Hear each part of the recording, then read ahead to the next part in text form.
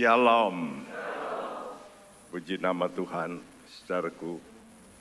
Hari ini kita mendengarkan khotbah tentang jangan mengulangi kebodohan. Anda melihat gambar ini, siapa yang bodoh? Nomor satu bodoh enggak? Nomor satu bodoh enggak?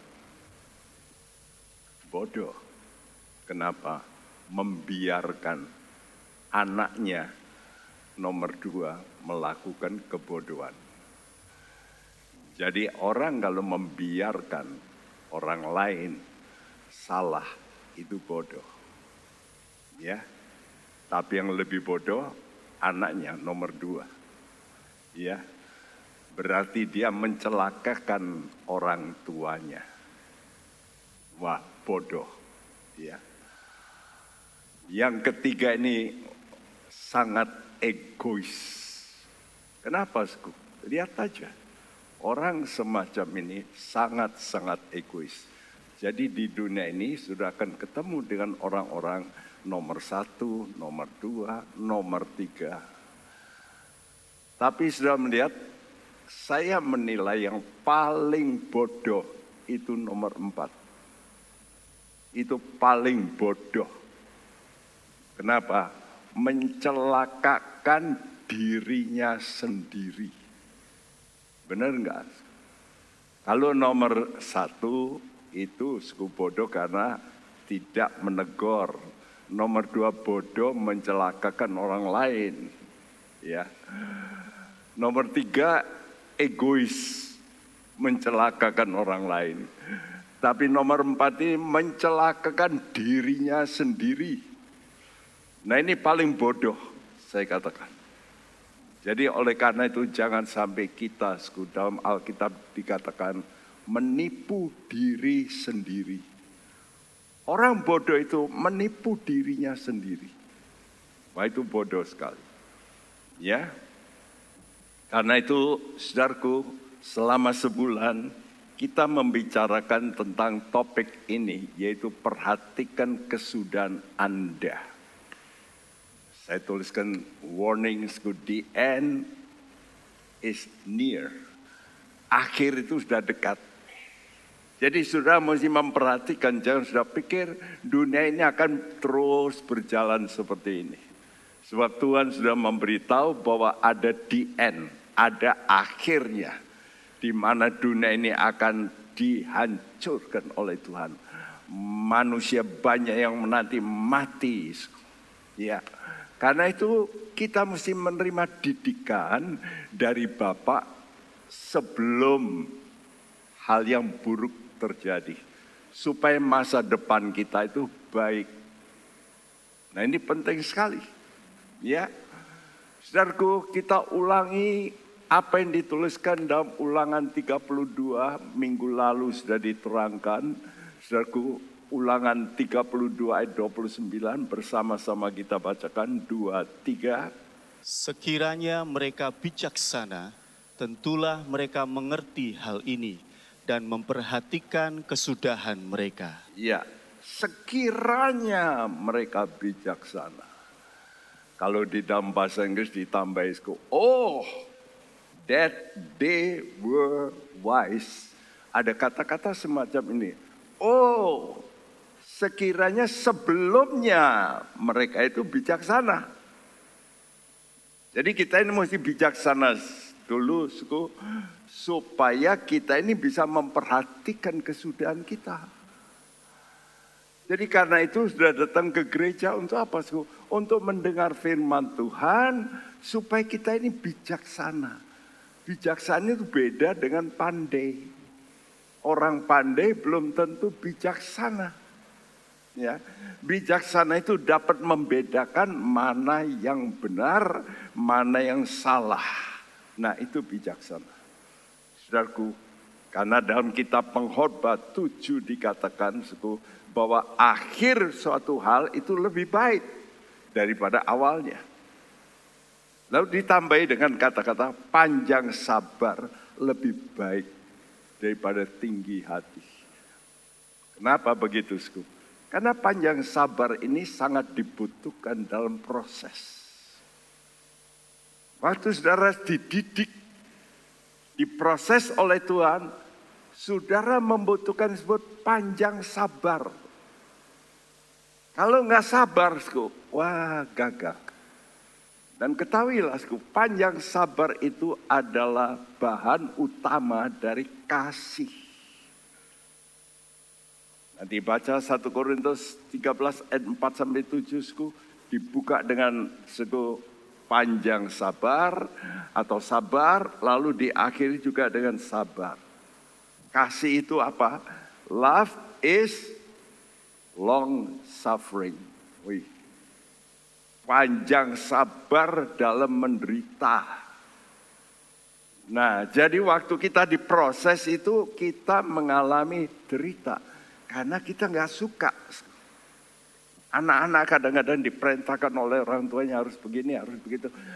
Mami ini papi kok begitu. Ya, guru kasih ya pelajaran-pelajaran yang sukar harus belajar. Nah, selama kita mengalami proses menuju akhir. Menuju akhir untuk apa? Untuk hidup kekal. Karena kita ini akan masuk dalam satu dimensi yang beda setelah mati. Banyak orang gak sadar, mati habis perkara. No, mati permulaan perkara yang panjang selama-lamanya. Karena itu kita mesti belajar untuk panjang sabar. Ya, nah untuk supaya kita nanti mengalami suatu hal yang indah pada waktunya. Oleh karena itu minggu lalu sudah dimulai dengan kata-kata ini dalam Ulangan 32 ya, ayat yang pertama. Ulangan 32 ayat yang pertama. Tolong, nggak bisa jalan. Slide.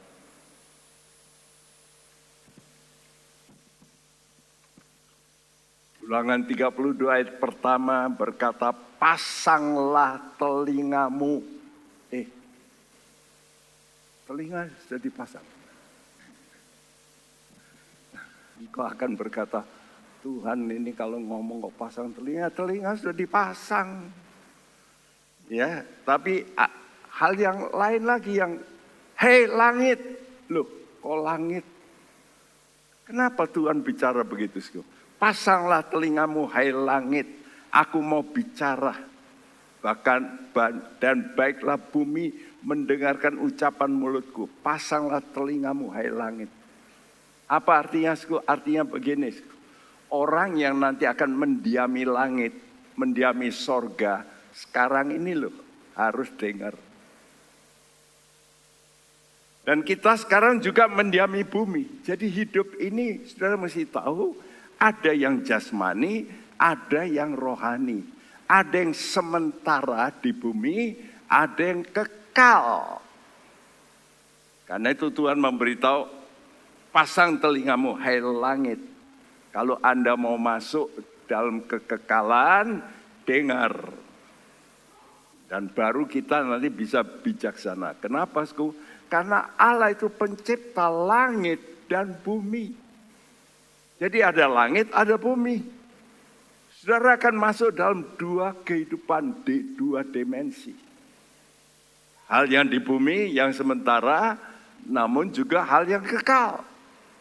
Ya, minggu lalu saya rangkum pembicaraan kita minggu lalu.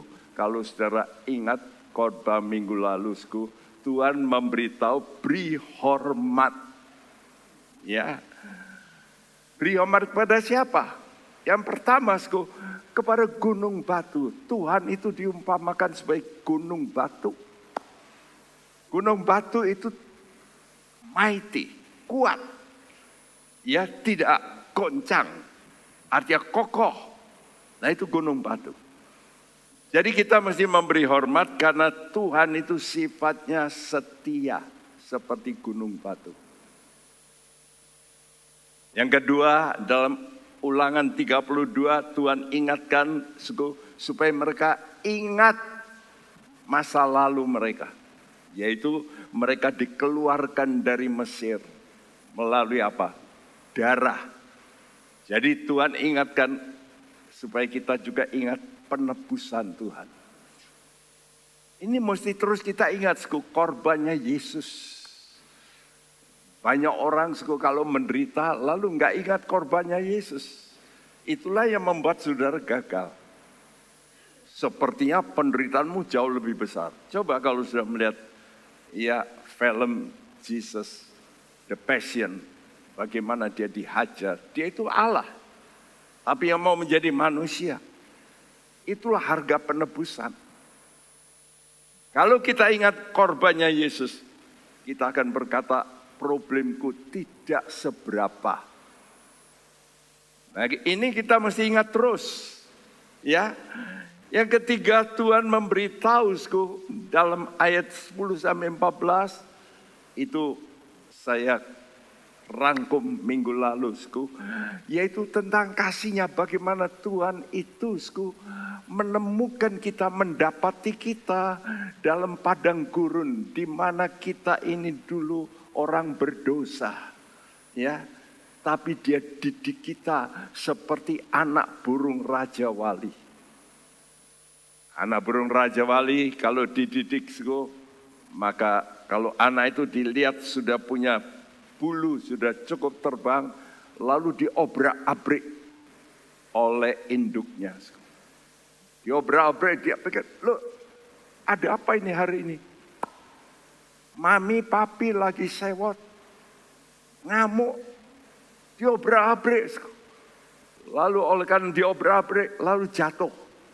Nah, jatuh dia lalu mulai menggelepar.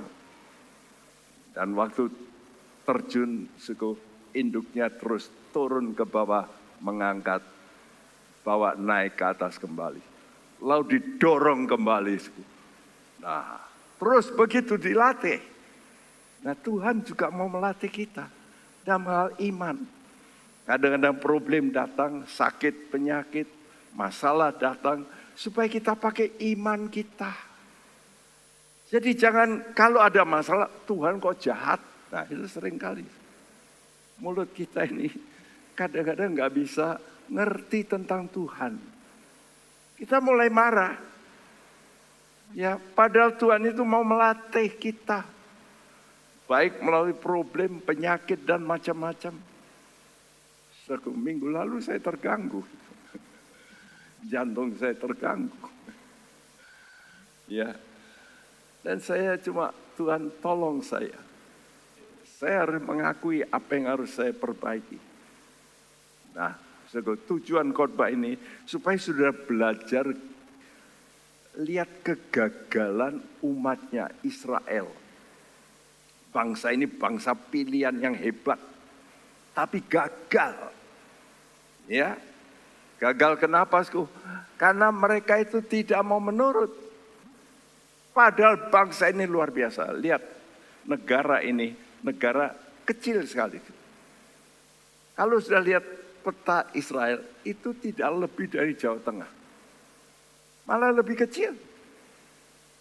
Tapi bisa menguasai dunia. Keuangan nomor 1. Ya, orang-orang kaya, orang Yahudi.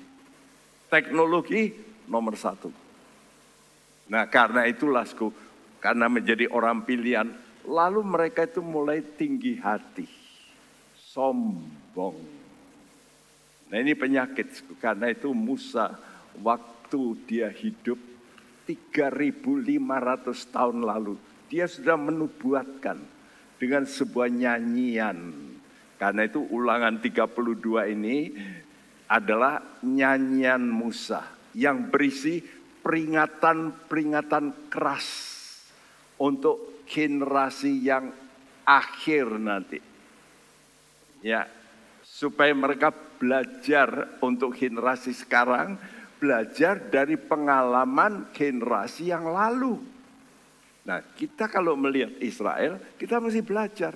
Loh, orang pilihan Tuhan saja yang hebat bisa mengalami seperti itu.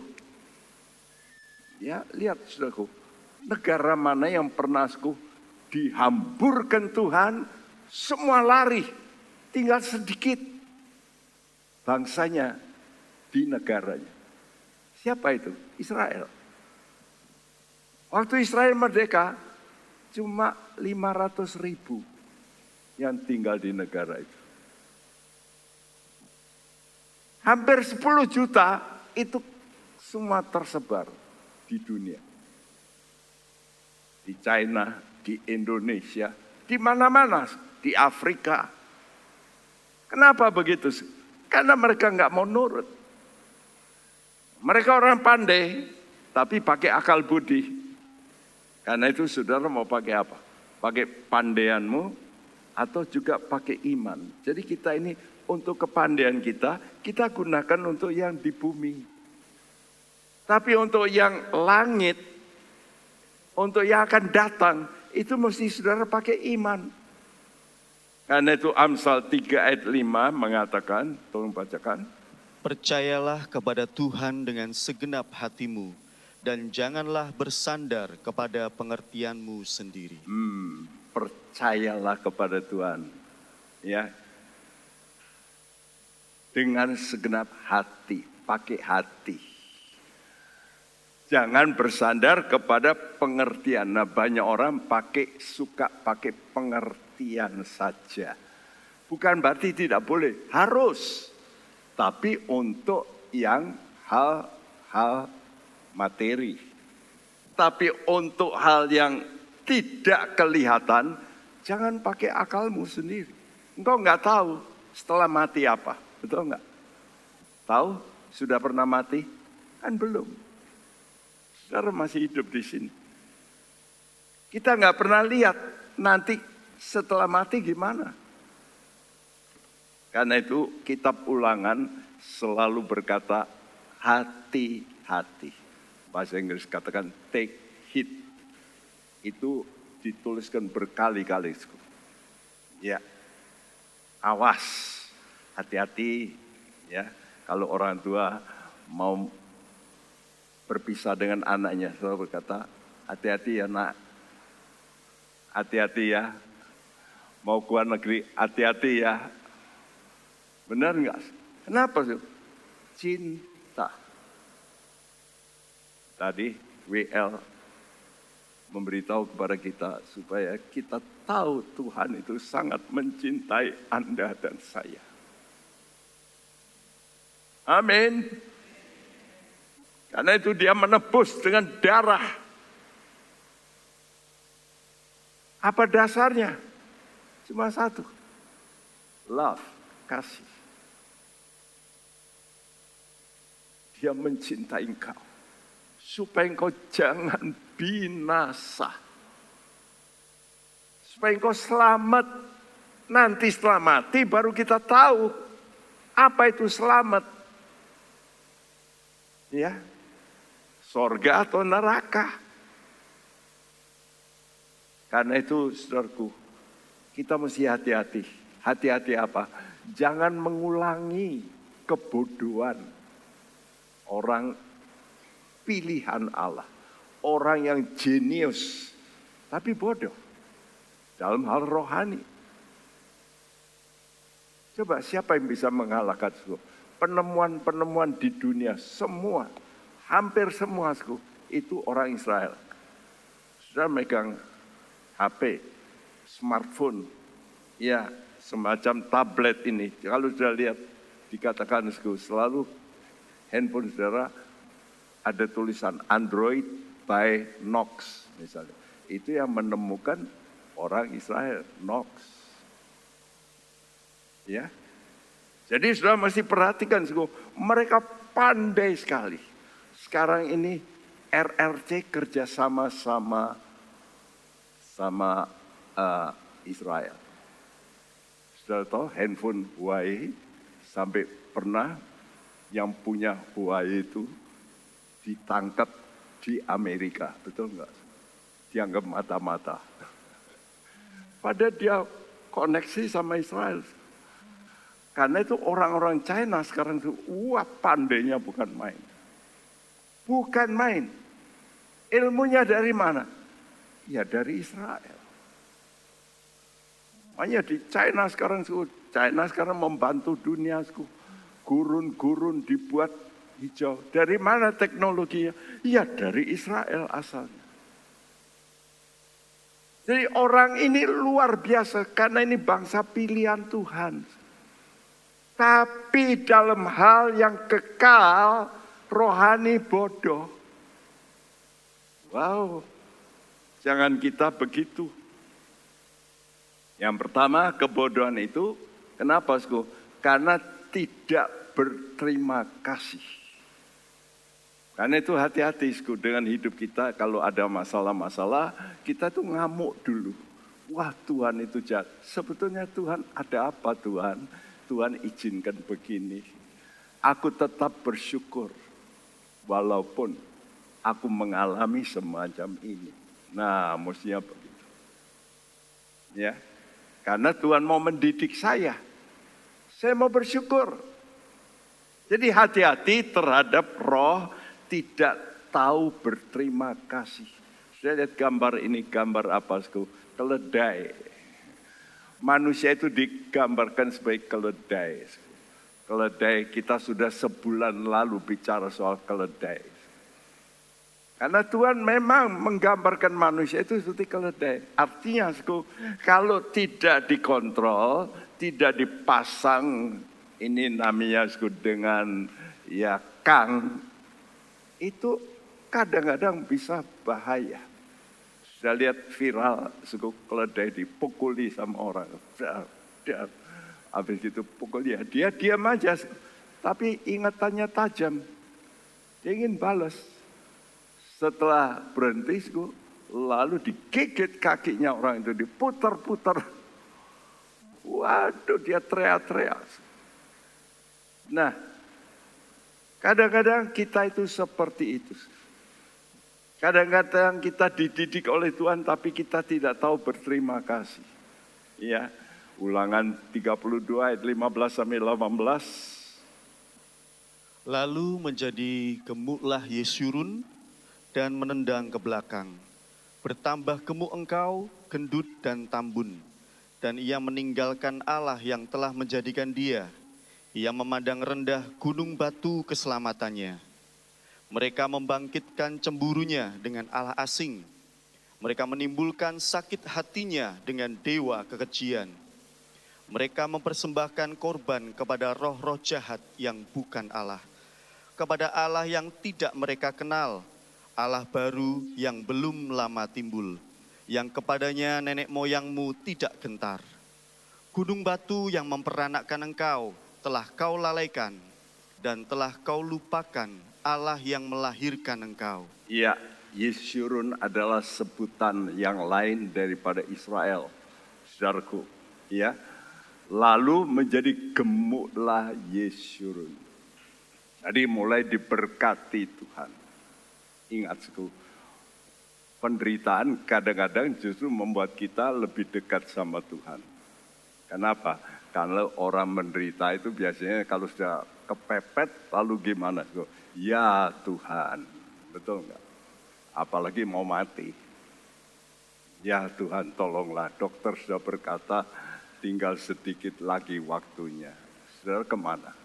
Ke Tuhan. Tapi kalau sudah diberkati, lalu apa? Lupa. Sini katakan, ya, meninggalkan Allah yang telah menjadikan dia gemuk.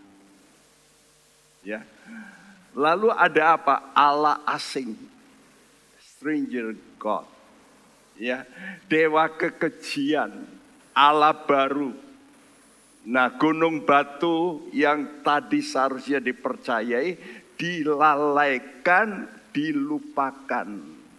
Ini penyakit manusia. Saya sendiri ada keluarga kami yang dulu waktu susah, waduh, bersama saya doa malam dan sebagainya. Waktu dia mulai diberkati, lalu berkata no time. Kalau Sabtu lalu Narboven gitu ya.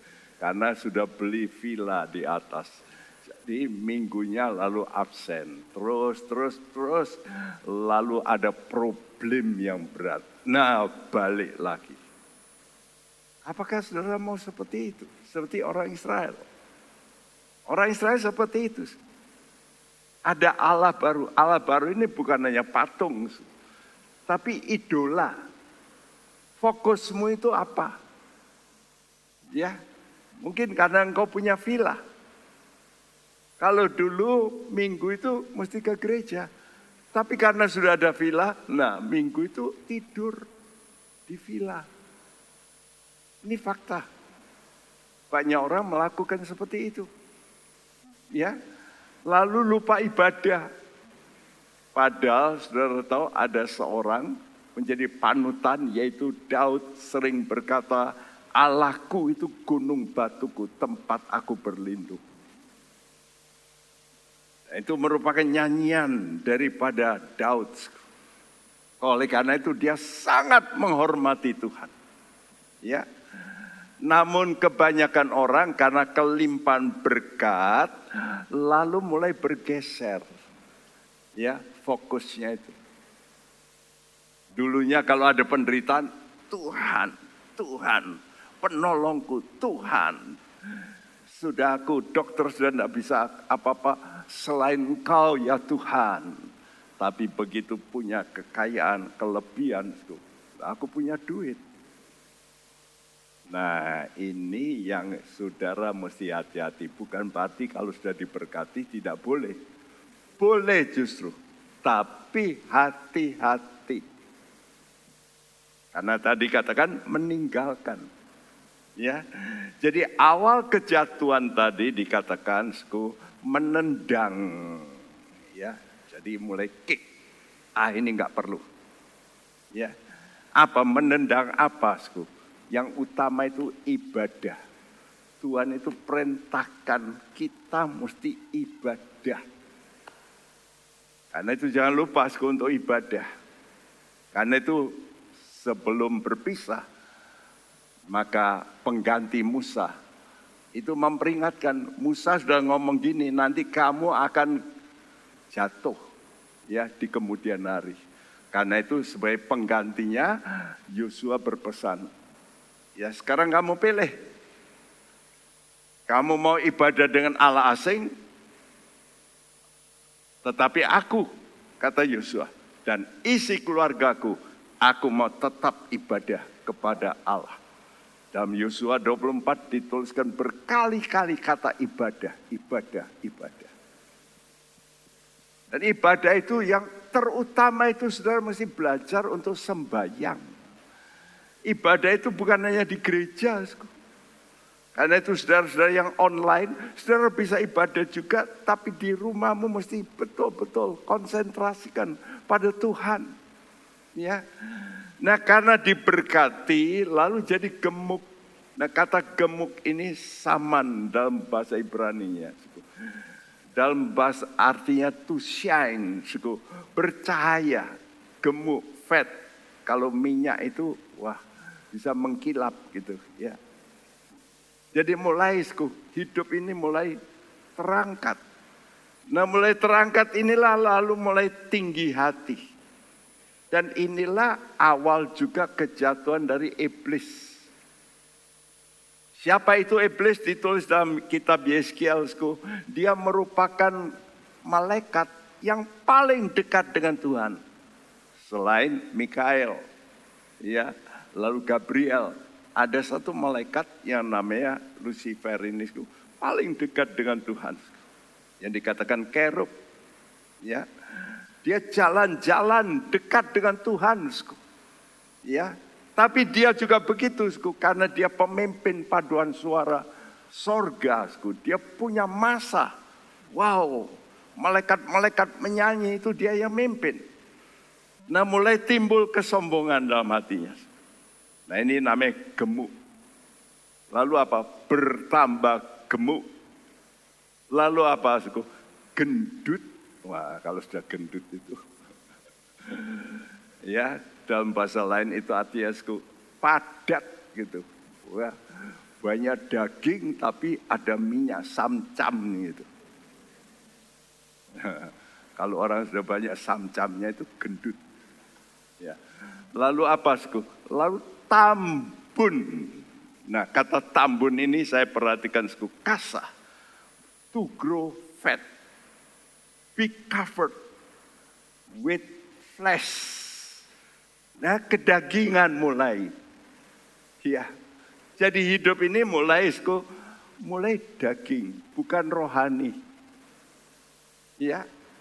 Lalu meninggalkan Tuhan. Meninggalkan Tuhan itu di mana, Sku? Orang kalau meninggalkan Tuhan itu tidak lagi suka berdoa.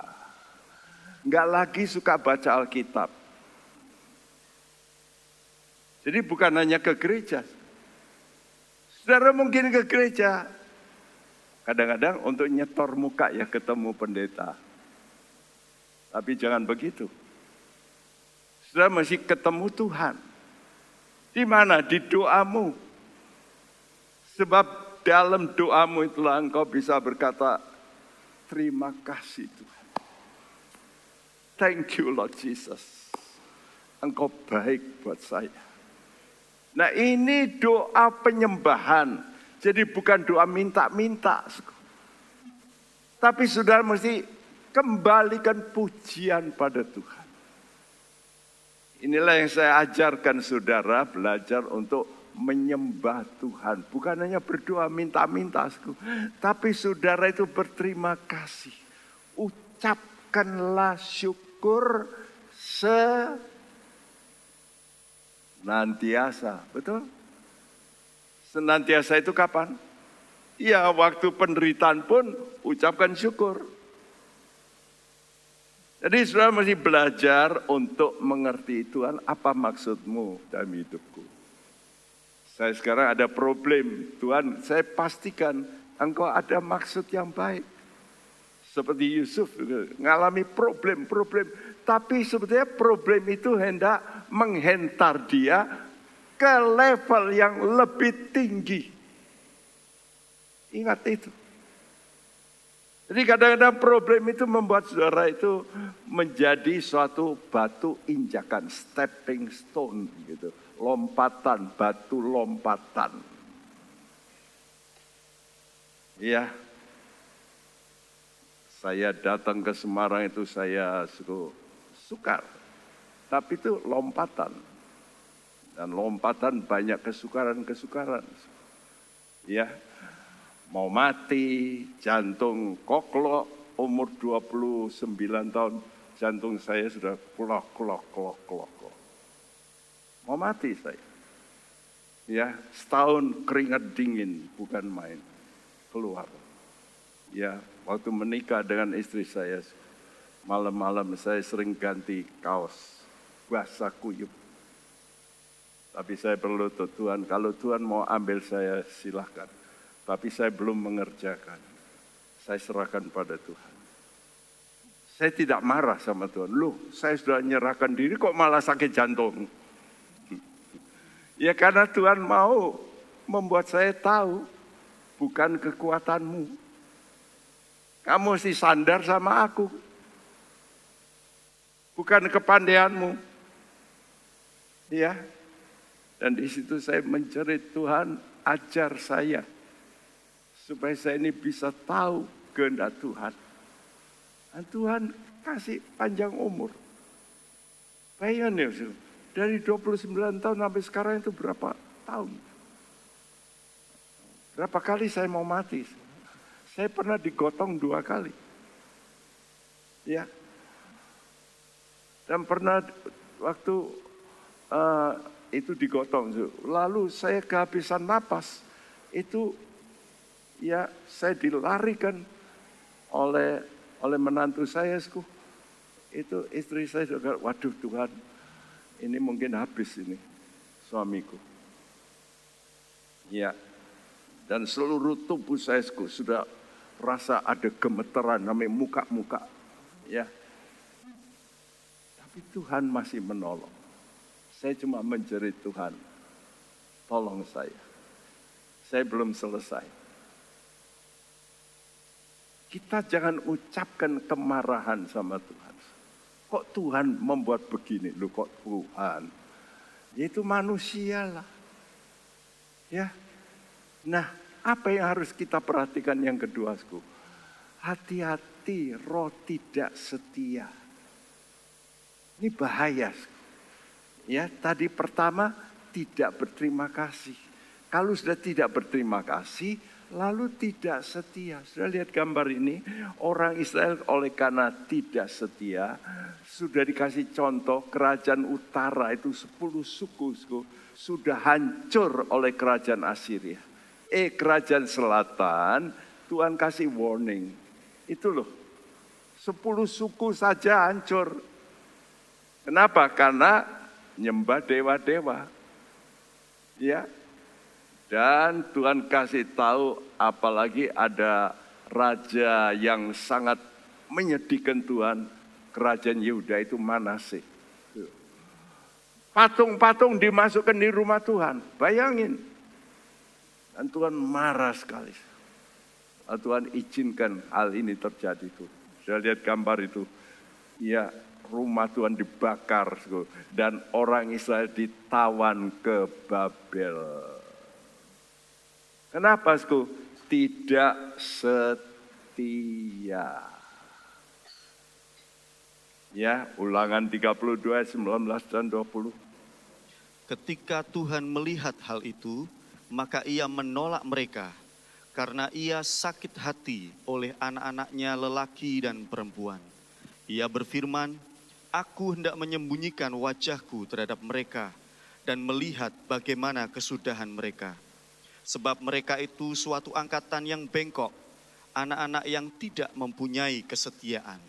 Ya, Alkitab bahasa Indonesia dikatakan ketika Tuhan melihat itu, maka ia menolak mereka karena ia sakit hati. Mestinya bukan begitu. Karena provokasi dari anak-anaknya, lelaki dan perempuan, yaitu orang Israel. Jadi orang Israel ini bikin jengkel. Itu namanya provokasi. Perbuatan-perbuatan kita kadang-kadang memprovokasi Tuhan untuk ngambil tindakan yang keras justru. Ya. Lalu karena itu Tuhan berkata, aku tidak menyembunyikan wajahku. Coba aku lihat mereka nanti gimana. Kenapa? Karena mereka anak-anak yang tidak mempunyai kesetiaan. Tuhan itu bukan hakim yang langsung ketok palu karena emosional. No. Dia selalu menyelidiki lebih dulu. Karena itu dikatakan ketika Tuhan melihat. Perhatikan kata-kata itu. Jadi Tuhan itu tidak mau melakukan sesuatu tanpa dia lakukan inspeksi. Waktu Sodom dan Gomora itu berbuat dosa.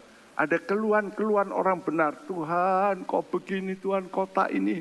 Kok banyak orang ya melakukan dosa, asusila, pernikahan sejenis. Waktu itu, lalu termasuk Lot. Dia Tuhan kok begini ya. Nah doa itu didengar oleh Tuhan.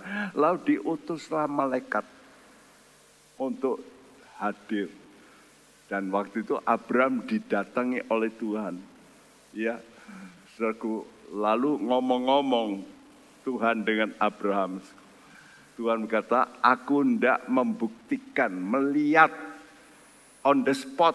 Betul enggak begitu? Sebelum aku hukum. Karena itu dia kirim 2 malaikat ke tempatnya Lot.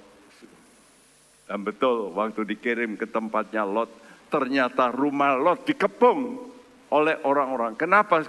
Karena orang-orang melihat 2 malaikat datang ke rumah Lot. Waduh, mukanya percaya. Wah, mereka ingin bergaul dengan malaikat ini. Padahal itu Tuhan. Sampai begitu. Ya. Lot sampai, waduh, ini Tuhan kok mau diginikan. Sampai dia berkata pada orang, dia keluar dari pintunya.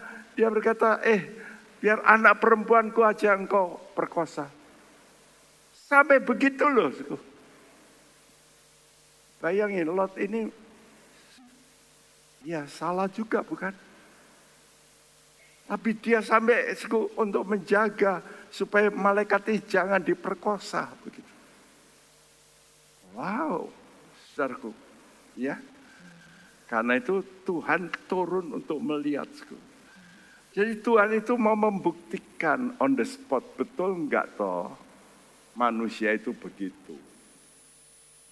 Karena itu kalau sekarang Tuhan, saudara pikir kok dibiarkan Tuhan? No, Tuhan itu sedang melakukan penyelidikan yang betul-betul berapa banyak yang sudah rusak. Kalau sudah rusak nggak bisa diperbaiki, oke, kata Tuhan, aku habiskan. Dan Sodom Gomora dihabiskan oleh Tuhan.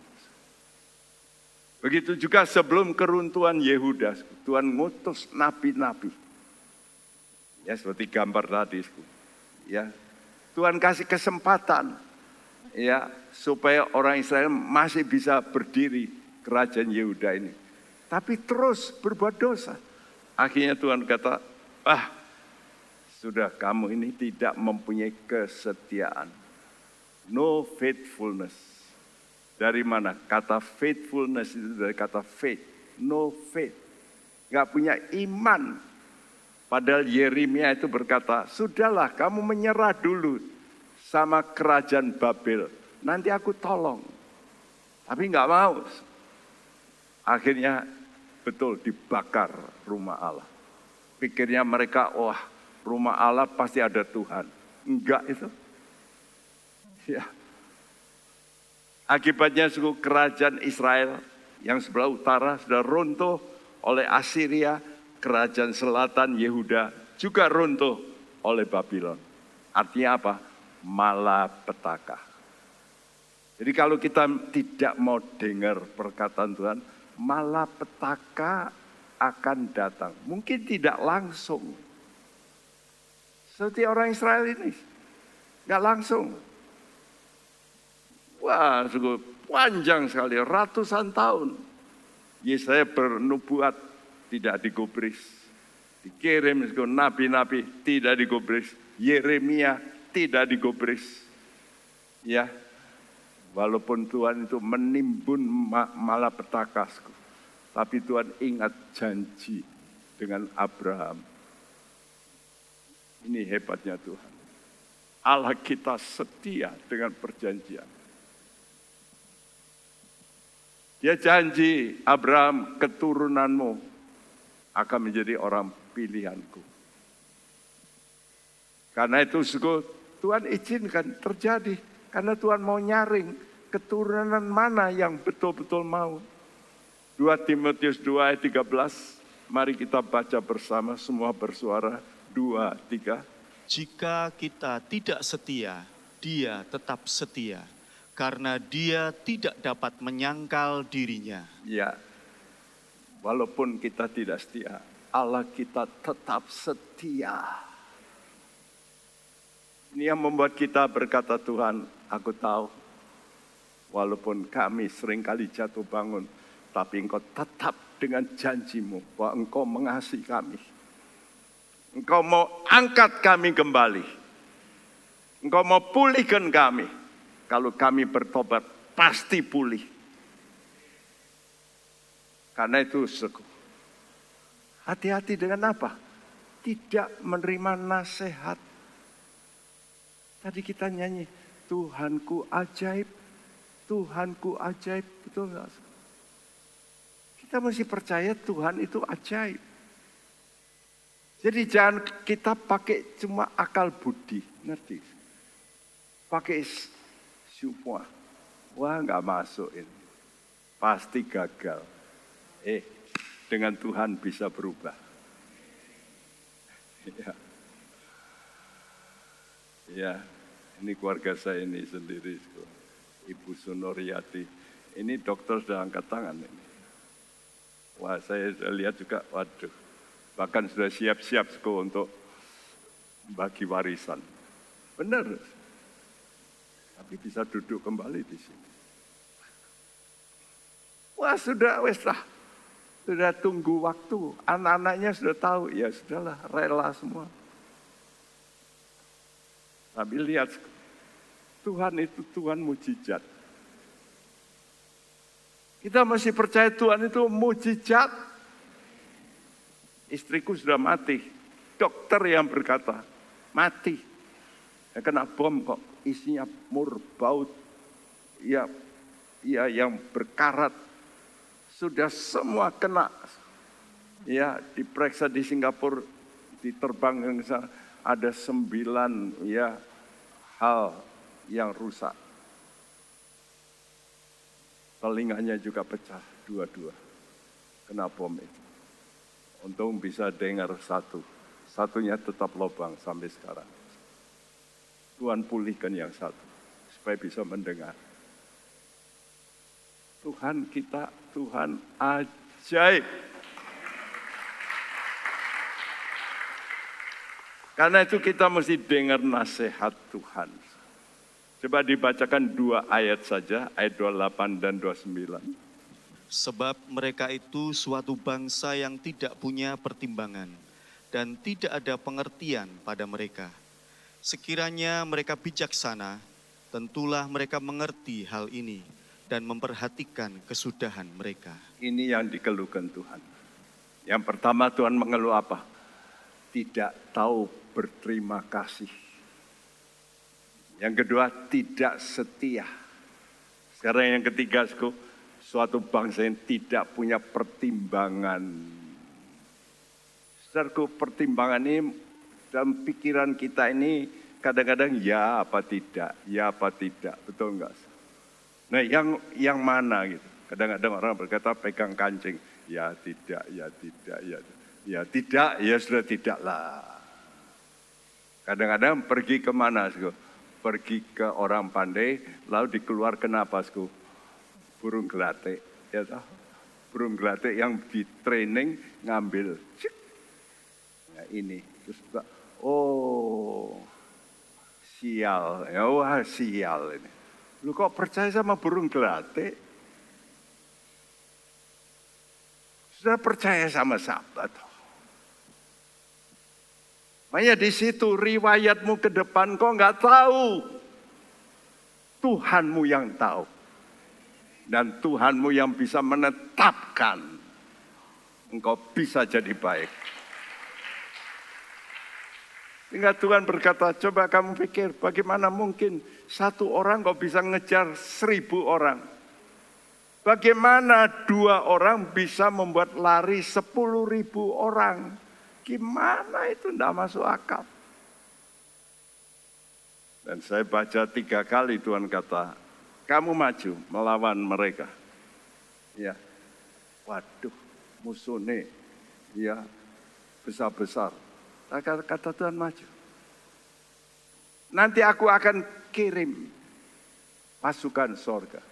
Apa tawon, tabuan. 3 kali ditulis dalam kitab Keluaran, kitab Ulangan, kitab Yosua. Jadi waktu perang, melawan musuh, Tuhan kirim, ya, itu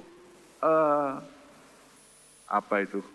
Tabuan, ya. Jadi menyengat. Ada tabuan yang bisa membuat orang mati, betul enggak? Mati, kena sengat mati. Nah, waktu perang, Tuhan kirim. Jadi waktu pasukan musuh pakai pedang, Tuhan kirim tabuan. Mereka dikerubungi oleh tawon begitu banyak. Wah, mereka nggak bisa, mati. 1 orang membuat lari 1000. 2 orang membuat lari 10.000. Dengan apa? Supranatural. Kita masih percaya Tuhan kita Tuhan yang ajaib. Tuhan yang ajaib. Yakin dengan imanmu Tuhan masih bekerja dengan keajaiban. Karena itu saya mengalami banyak ajaib dalam hidup. Saya sudah terangkan berkali-kali anak saya waktu kecelakaan 3 semua patah tulang. Nika paling berat, syarafnya putus, dia nggak bisa begini. selama 4 bulan. Tiba-tiba saja bisa. Padahal sudah mikir mau bawa ke Jerman katanya bisa nyambung. Tapi lebih dulu uang dulu. Mahal sekali. Nggak punya duit. Gimana? Ya berlutut sembahyang. Tuhan kerjakan mujizat tanpa bayar. Vera yang sering khotbahku, waktu lahir itu matanya belein terus. Ya, dibawa ke dokter Likaihu di atas. Harus dispul. Apa itu dok? Disemprot matanya itu terus. Berapa kali? 40 kali minimal. Waduh. Milka mengalami hampir dipotong kakinya. Ya, karena infeksi. Ya, macam-macam. Tapi Tuhan kita Tuhan yang ajaib. Dia tetap Tuhan yang ajaib.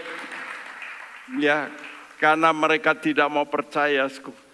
Lalu mereka dikatakan sesungguhnya pohon anggur. Artinya kesukaan Sodom.